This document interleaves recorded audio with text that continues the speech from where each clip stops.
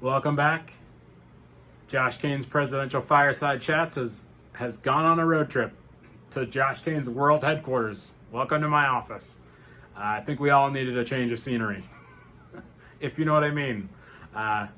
So we're on episode 17. The late, great Andrew Johnson, Abe Lincoln's vice president. Obviously, he takes over once Lincoln is assassinated in 1865. He just finishes out Lincoln's term, is not reelected. His wife's name is Eliza. He does out of state, Nebraska. Kind of interesting. He didn't learn to read or write until he was aged 18 when his wife taught him how to read and write. So kind of a rough beginning, poverty, etc. He did serve a bunch of terms in Congress in Tennessee, 4 years as governor of Tennessee. And then he served as the military governor of Tennessee once, they seceded and came back. So Lincoln selects him as the vice president, sort of as a olive branch, if you will, trying to gain favor with the South. So in that second term, he runs with Andrew Johnson.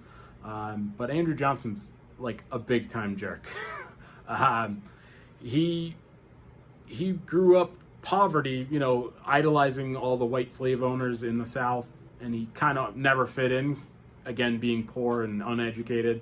So, once he rises to power, he sort of wants to be included in the group. So, he does a lot of bad stuff. When you hear about our two worst presidents, oftentimes you hear Buchanan and Johnson. For my money, Andrew Johnson's 10 times worse than Buchanan.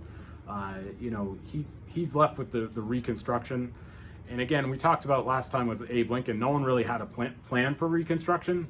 But if you had a plan and it was the worst ideas, Andrew Johnson hit every mark.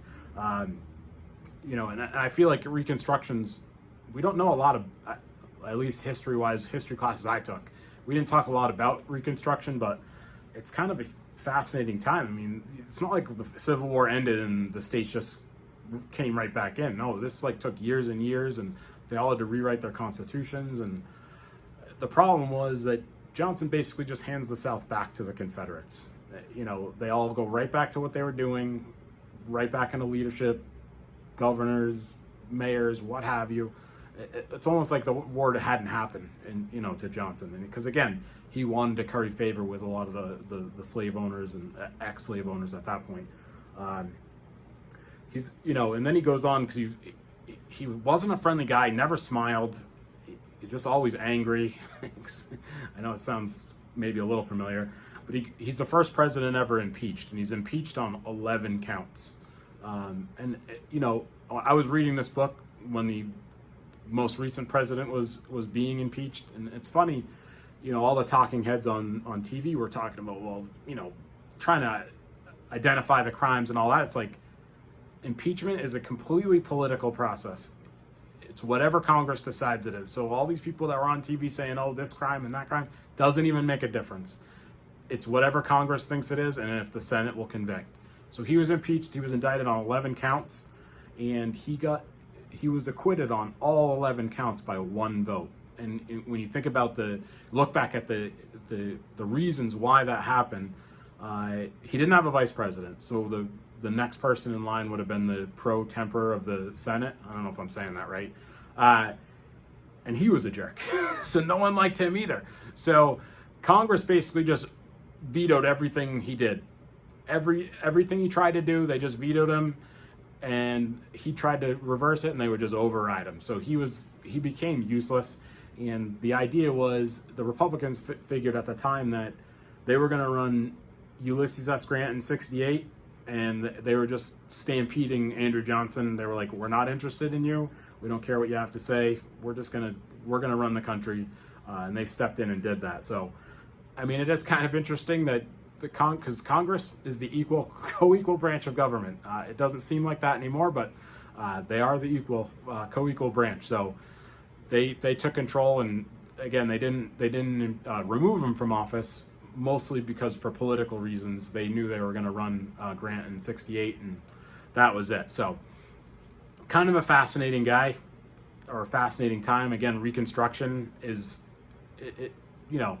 we totally blow it on Reconstruction. Grant does his best, and we'll talk about him next, but Andrew Johnson set Reconstruction back like right out of the gate. So, and I have a great book recommendation for him.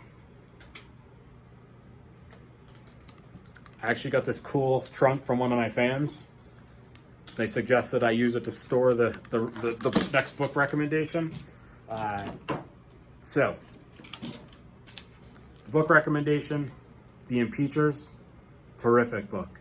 I mean, if this will give you step-by-step of how the trial went. I mean, it was like big news. People were coming into D.C.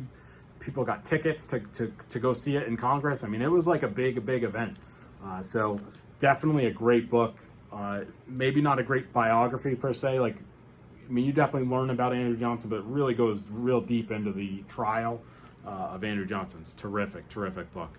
And he's the only president after his presidency where he became a senator. So even, he was still had some pull in the state of Tennessee after he was impeached, after he left office.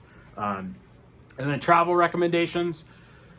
So he is buried in eastern Tennessee, and we were on a road trip from Nashville to Asheville, and it's the only time that I may have made up some numbers on how far out of the way we were going, but he's buried in Greenville, Tennessee. And maybe we went like 2 hours out of our way to go to it, but I figured I was never going to be in eastern Tennessee ever again. He's buried hot, and he is of all the grave sites I've been to, he has the best one. High up on a hill overlooking it's either the Blue Ridge Mountains or the Smoky Mountains, I don't remember, but it's gorgeous. So one of our worst presidents, but he's got the best burial. All right, well, that's episode 17. Bye for now.